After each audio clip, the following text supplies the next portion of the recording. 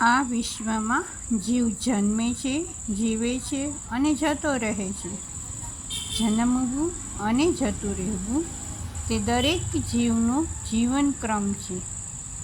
પરંતુ જીવન જીવવું અને જીવન જીતવું એ દરેક જીવ માટે પોતપોતાનો પુરુષાર્થ છે. માનવ જીવનને જીવી તો સૌ કોઈ જાણે છે. માત્ર ખાવું પીવું, હરવું ફરવું, મોજ મસ્તી, મજા માણી લો, જાણી લો અને પામી લો એ જ જીવન નથી. એ તો લૌકિક જીવન છે, જે અહીંથી જ શરૂ થાય છે ને અહીં જ પૂરું થાય છે. પણ આવું જીવન તો પશુ પક્ષી પણ જીવી શકે છે.